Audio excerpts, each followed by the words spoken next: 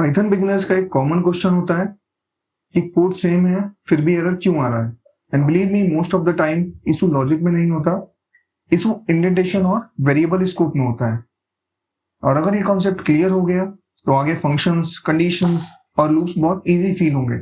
Python में एक small space भी आपके पूरे कोड को ब्रेक कर सकता है और इसी वजह से बिगिनर्स इंडेंटेशन, लोकल वेरिएबल और ग्लोबल स्कोप में कंफ्यूज हो जाते हैं। तो इस वीडियो में हम इन सभी कॉन्सेप्ट को सिंपल रियल लाइफ एग्जांपल्स के थ्रू समझेंगे।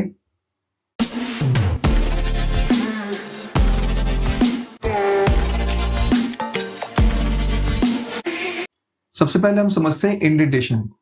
अब इंडेंटेशन हर एक लैंग्वेज यूज करती है, जैसे आपकी सी हो गई, जावा हो गई, जावास्क्रिप्ट हो गई, बट हर जगह इंडेंटेशन का रूल अलग है। जैसे अगर मैं सी की बात करूं, सपोज आपने कोई सी में एक कंडीशन लगाई, if 2 is less than 4 and then curly braces and फिर आपने किया प्रिंट एफ। अब यहां पे देखो, आपने यहां पे कुछ स्पेस छोड़ी है। ये जो आपकी स्पेस है, इसी को आप बोलते हो इंडेंटेशन। तो कहीं ना कहीं सी में भी आप इंडेंटेशन अप्लाई कर रहे हो, बट अगर आप सी में ना भी लिखो, यानी कि अगर मैं प्रिंट के बीच स्पेस ना दूं, अगर मैं यहां पे प्रिंट में स्पेस ना दूं और डायरेक्ट यहीं पे लिख दूं,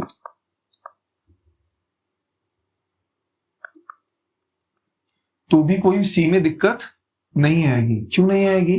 क्योंकि आपने ऑलरेडी यहां पे करली बेसिस लगा रखे हैं। इसका मतलब होता है ब्लॉक।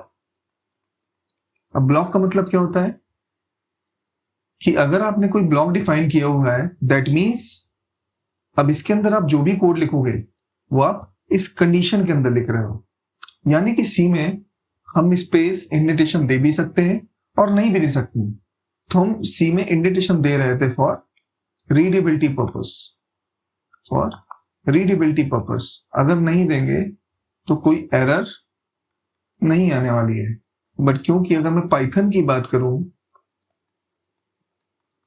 तो पाइथन में आप करली बेसिस नहीं यूज करते हो, यानी कि ब्लॉक आप करली बेसिस के थ्रू डिफाइन नहीं कर सकते हो। तो यहां पे ब्लॉक डिफाइन करने का एक ही तरीका है, इंडेंटेशन के थ्रू। जैसे पाइथन की अगर मैं बात करूं तो आपने सेम एग्जांपल ले लेते हैं हम लोग, इफ 0 इज लेस देन 2। अब आप यहां पे कॉलन का यूज करते हो पाइथन में, तो बाकी कंडीशन हम लोग आगे समझेंगे। फिलहाल मैं आपको इंडेंटेशन समझा रहा हूं।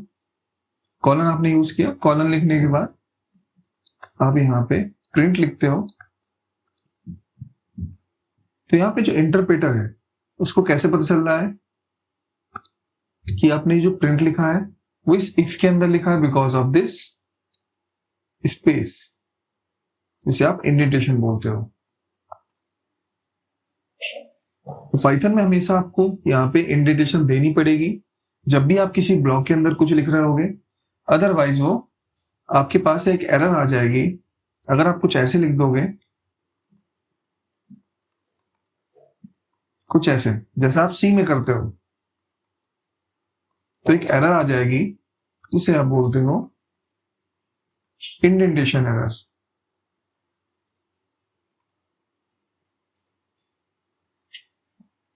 तो इंडेंटेशन आप स्पेस को बोलते हो। जब भी आप किसी ब्लॉक के अंदर मूव कर रहे होगे तो उस ब्लॉक के अंदर आपको स्पेस छोड़नी है, ताकि आपका इंटरप्रेटर समझ पाए कि आपने कोई कोड किसी ब्लॉक के अंदर लिखा है। अब बाय डिफॉल्ट आपकी यहाँ पे 4 की स्पेस होती है, 4 स्पेस। अब इसे हम कोड के थ्रू समझते हैं। तो यहाँ पे मैं एक वेरिएबल ले रहा हूं, कोई मैंने कहा एक वेरिएबल है हमारे पास नेम, या कोई मैं वैल्यू लेता हूं नम, जिसकी वैल्यू है 20। अब अगेन यहाँ पे मैं कोई कंडीशन लगा रहा हूं, if num is less than 50, और यहां पे हमने क्या कर दिया, प्रिंट कर दिया। तो बाय डिफॉल्ट देखो, जैसे ही मैं यहाँ पे कॉलन लगा के एंटर कर रहा हूं तो जो आपका कोड एडिटर है बाय डिफॉल्ट हमें खुद से स्पेस दे रहा है, 4 की स्पेस। कुछ एडिटर आपको स्पेस नहीं देते हैं, तो वहां पे आपको मैनुअली ऐड करना पड़ेगा। जैसे हम यहाँ पे आए, हमने क्या कर दिया, प्रिंट नंबर इज स्मॉलर। अगर हम इसे प्रिंट करें तो यहाँ पे आपको दिख जाएगा number is smaller. It is totally fine right now. But जैसे ही मैं यहाँ पे स्पेस रिमूव कर दूंगा तो यहाँ पे एक एरर आ जाएगी। आप एरर को देख सकते हो, एरर का नाम देख सकते हो, दैट इज इंडेंटेशन एरर। तो मैं आपको यही बता रहा था कि पाइथन के अंदर आपको यहाँ पे स्पेस देनी होगी। क्यों देनी होगी? अदरवाइज आपके इंटरप्रेटर को पता ही नहीं चल पाएगा कि आपने जो नंबर इज स्मॉलर प्रिंट कर रखा है वो इस इफ के अंदर प्रिंट कर रखा है। अब ये चीज आप फंक्शन में भी देखोगे। ये कंडीशन और फंक्शंस हम सारी बातें डिस्कस करेंगे फ्यूचर वीडियोस में। फिलहाल आप इंडेंटेशन पे ध्यान दो। तो हमने यहाँ पे एक फंक्शन बना लिया डेफ हेलो। अब जैसे ही मैं कुछ इस फंक्शन के अंदर लिखूंगा एग्जीक्यूशन, तो बाय डिफॉल्ट इसने खुद से स्पेस दे दी और मैं इस फंक्शन को कॉल कर लेता हूं। फिलहाल अभी आउटपुट आ रहा है आपका। जैसे मैं यहाँ पे स्पेस नहीं दूंगा, एरर आ गई जिसका नाम है इंडेंटेशन एरर। अब हम यहाँ पे समझते हैं local and global variable and scope. Scope होता क्या है? ब्लॉक स्कोप की अभी हमने बात करी। अब हम यहाँ पे local variable, local scope, global variable और ग्लोबल स्कोप की बात करते हैं। तो एक यहाँ पे अगर हम एग्जांपल के थ्रू समझें तो सपोज आपके घर के पास एक पर्सनल गार्डन है। ठीक है, आपका घर है, ये क्या है? आपका पर्सनल गार्डन है। तो इस गार्डन को सिर्फ आप ही एक्सेस कर सकते हो, बिकॉज ये आपका लोकल है, पर्सनल यूज के लिए। ठीक है, अगर कोई आएगा तो आप उसे भगा दोगे, राइट? इसी तरह आपके लोकल वेरिएबल होते हैं।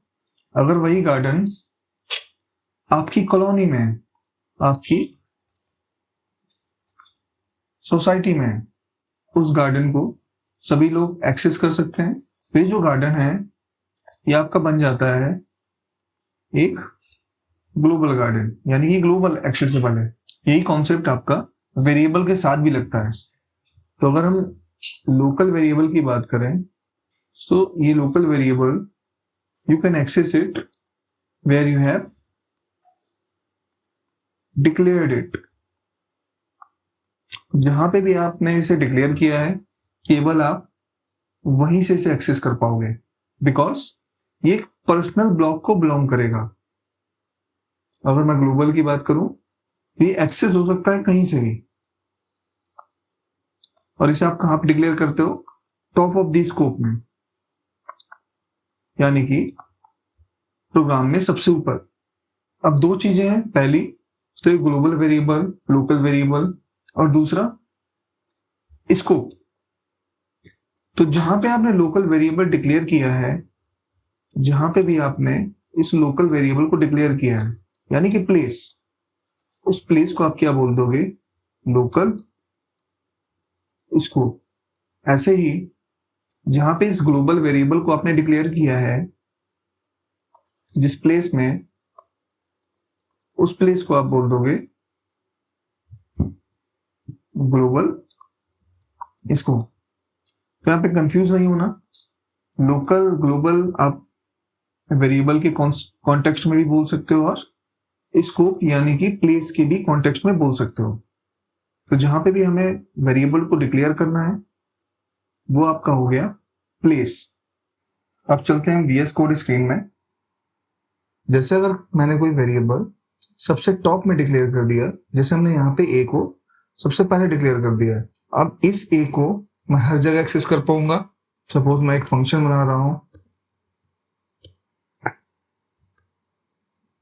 इस फंक्शन के अंदर भी मैं a को प्रिंट करा सकता हूं, क्योंकि a क्या है? भी एक ग्लोबल वेरिएबल है, यानी कि हर कोई इसे एक्सेस कर सकता है, और जिस प्लेस पे डिक्लेयर है यानी कि ये लाइन नंबर 9, ये जो प्लेस है इसको आप क्या बोलोगे, ग्लोबल। इसको एक फंक्शन बनाता हूं मैं,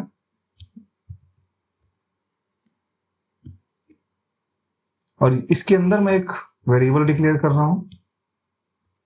तो यहां पे जो मैंने वेरिएबल डिक्लेयर किया ये एक लोकल वेरिएबल है। क्यों लोकल वेरिएबल है? क्योंकि ये वेरिएबल आपका इस फंक्शन के अंदर डिक्लेयर है। अब ये जो प्लेस है, इस प्लेस को आप बोलोगे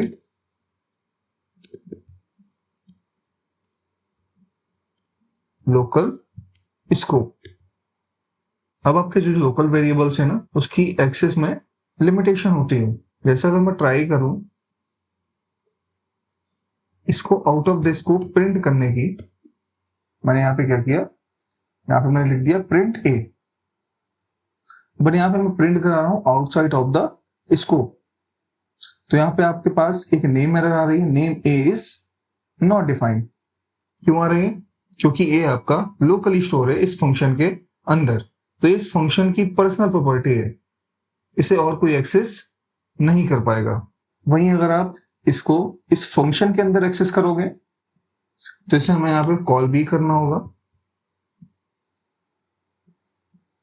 अब आप यहां पे देख सकते हो ये 20 प्रिंट हो रहा है। अब अगर एक वेरिएबल और है ए, जो कि आपका एक ग्लोबल वेरिएबल है, तो अभी ए की वैल्यू क्या प्रिंट करेगा, 20, क्योंकि लोकली अभी हमारे पास 20 अवेलेबल है। अगर हमारे पास कोई लोकल वेरिएबल नहीं है उस केस में ये आपका प्रिंट कर देगा ग्लोबल वेरिएबल, यानी कि 30। तो एक्चुअली समझते हैं हम लोग कि पाइथन कैसे स्टोर कराता है। सपोज ये कोड है हमारा। अब आपको पता है कि जो आपका इंटरप्रेटर है वो लाइन बाय लाइन कोड को एग्जीक्यूट करेगा। इसे हम बोल देते हैं लाइन नंबर 1, 2, 3 एंड 4। तो आप इसे ऐसे समझ सकते हो कि पाइथन में जो भी यहाँ पे कोड एग्जीक्यूट होगा वो इस कंटेनर में होता है ना? इसे आप बोल सकते हो एग्जीक्यूशन कॉन्टेक्स्ट। फिलहाल हम क्या मान लेते हैं, इसे हम बोल देते हैं समझने के लिए मेन कंटेनर। अब इस मेन कंटेनर में आपका ग्लोबल कोड आएगा। तो सबसे पहले लाइन नंबर ए में क्या बोला गया है कि हमें स्टोर कराना है 30। फिर लाइन नंबर 2 की बारी आती है। अब लाइन नंबर 2 में एक फंक्शन बन रहा है, यानी कि कोई ब्लॉक बन रहा है, और जब भी कोई ब्लॉक बनता है उसके लिए एक अलग से कंटेनर क्रिएट हो जाता है, उसके लिए एक अलग से कंटेनर क्रिएट हो जाएगा, जिसे हम लोग बोल सकते हैं ब्लॉक लेवल कंटेनर। अब जो भी मैं इस फंक्शन के अंदर लिख रहा हूं, यानी कि प्रिंट करा रहा हूं, तो प्रिंट कहां पे होगा, इस ब्लॉक लेवल कंटेनर के अंदर। फिर आपका यहां पे हेलो प्रिंट हो रहा है ब्लॉक लेवल में, हेलो एग्जीक्यूट हो रहा है। हम यहाँ पे लाइन नंबर 4 में हेलो को एग्जीक्यूट करा रहा है। तो जैसे हेलो एग्जीक्यूट होगा ये प्रिंट क्या करेगा, ए। बट क्या इस ब्लॉक में ए है? नहीं है। अब क्योंकि इस ब्लॉक में ए नहीं है, अब ये किस पे सर्च करेगा, अपने मेन ब्लॉक पे। तो जैसे आप सपोज आपको कोई एक पेन चाहिए, तो सबसे पहले आप अपने पास देखोगे कि आपके पास है या फिर नहीं है। अगर नहीं है तब आप दूसरे से मांगोगे। वही कहानी यहाँ पे भी है। अगर आपके पास, अगर इस ब्लॉक में ए है तो पहले वो देखेगा, पहले वो प्रिंट करेगा। अदरवाइज नहीं है तो किस पे जाएगा, मेन ब्लॉक के अंदर। तो क्या मेन ब्लॉक के अंदर ए है? हाँ जी है। तो ये क्या प्रिंट कर देगा, आउटपुट में आ जाएगा 30। अगर थोड़ा सा इसमें हम कोड में चेंजेस करें, यहाँ पे कुछ ऐसे लिख देते हैं हम लोग, हेलो क्लिक कंटेनर बनेगा। अब इस कंटेनर में प्रिंट से पहले क्या हो रहा है, एक इनिशियलाइज हो रहा है। ए कहां पे इनिशियलाइज हो रहा है, इस वाले कंटेनर के अंदर। तो अब देखो मैंने पहले क्या बताया था आपसे, पहले ये अपने पास सर्च करेगा। तो क्या अब ए आपका इस कंटेनर के अंदर है? हाँ जी है। तो आउटपुट में क्या आ जाएगा 20। हमेशा याद रखना कि ये दूसरे पे तभी जाएगा, ये मेन कंटेनर पे तभी जाएगा जब लोकली अवेलेबल ना हो। यही है आपका ग्लोबल और लोकल का कॉन्सेप्ट। तो किसी भी प्रोग्रामिंग लैंग्वेज में स्कोप समझना बहुत ही इंपॉर्टेंट है, अदरवाइज हम लोग एज अ बिगिनर कई सारी मिस्टेक करते हैं। अब हम यहाँ पे समझते हैं कमेंट्स। कमेंट्स क्या होते हैं? कमेंट्स का आप यूज करते हो रीडेबिलिटी इंक्रीज करने के लिए। क्या करने के लिए? रीडेबिलिटी इंक्रीज करने के लिए। रीडेबिलिटी कैसे इंक्रीज होगी? सपोज हमने मान लिया आपका नाम है एलेक्स और इस एलेक्स की जॉब लग गई है। एलेक्स क्या बन गया है? डेवलपर बन गया है। अब डेवलपर बनने के बाद ये किसी टीम में काम करेगा, यानी कि हो सकता है इसके टीम में कई सारे लोग हों। जैसे हमने कहा P1, रिचा, P2। हमने कहा कि एलेक्स ने क्या किया? एक कोड लिखा। क्या किया? एक कोड लिखा है। तो अगर आप किसी टीम में काम कर रहे हो तो उस कोड को रिचा भी गो थ्रू करेगी, P1 भी गो थ्रू करेगा।